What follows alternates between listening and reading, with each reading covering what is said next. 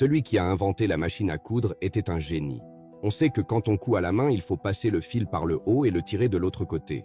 Mais dans la machine à coudre, l'aiguille ne traverse qu'un côté du tissu et le ramène. Alors, comment les fils restent-ils accrochés au tissu? Et c'est très rapide. On sait que chaque aiguille a un chasse. Et cela depuis toujours. Jusqu'en 1755, un homme nommé Charles a probablement trouvé cela trop encombrant. Alors il a créé une aiguille avec une pointe aux deux extrémités. Et le chasse a été déplacé en bas pour ne pas avoir à retourner constamment l'aiguille. Étonnamment, cette aiguille est toujours utilisée dans les machines à coudre aujourd'hui. Mais il y avait toujours un problème.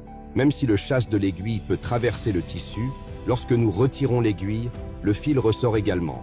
Pour résoudre ce problème, il suffit de laisser une boucle sous l'aiguille lorsqu'elle traverse le tissu. Lorsque l'aiguille redescend, elle passe à travers la boucle. En même temps, cela crée une chaîne de points. Cette technique s'appelle le point de chaînette. C'est l'un des premiers types de machines à coudre. Mais comment maintenir la boucle sous la machine? En 1857, il y eut deux solutions presque simultanées à ce problème. L'une des solutions consistait à ajouter un crochet sous la machine. Quand l'aiguille remonte, elle crée un petit paquet de fils entre le chasse et le tissu. À ce moment, le crochet saisit ce paquet et le tire, formant une boucle complète. À ce moment précis, le crochet pointu attrape le paquet de fils relevé et le tire en une boucle. Et lorsque l'aiguille redescend, le crochet recule et l'aiguille passe à travers la boucle. Et puis, comme elle remonte, le paquet se plie à nouveau, le processus se répète. L'autre conception est très similaire. Seul le crochet est conçu pour tourner. Ce crochet a été utilisé dans plus de 80 modèles de machines à coudre.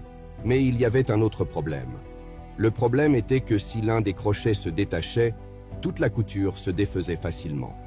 Pour résoudre ce problème, un fil supplémentaire a été ajouté sous la machine à coudre. Ce fil est relié à une aiguille de canette. Lorsque l'aiguille traverse le tissu, la canette passe également à travers la boucle bleue, entrecroisant ainsi les deux fils. Au retour de l'aiguille, un point de verrouillage est créé, évitant ainsi le déroulement du fil.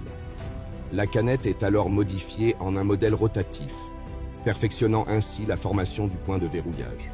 À partir de ce moment, la méthode de couture de la machine à coudre était en grande partie perfectionnée. Mais un problème persistait. Comment faire avancer le tissu automatiquement? Dans les premiers modèles de machines à coudre, le tissu devait être déplacé manuellement après chaque point de couture. En plus du manque d'efficacité, l'espacement des points n'était pas toujours le même. Pour cette raison, un pied de biche a été ajouté à la machine à coudre pour maintenir le tissu en place. Sous le tissu se trouve une plaque métallique qui ressemble à une brosse. Lorsque l'aiguille est retirée, elle recule un peu. Ce frottement pousse le tissu en position. Pour le point suivant, le tissu se déplacera tout seul au fur et à mesure de la couture. Cette conception est toujours utilisée sur chaque machine à coudre aujourd'hui.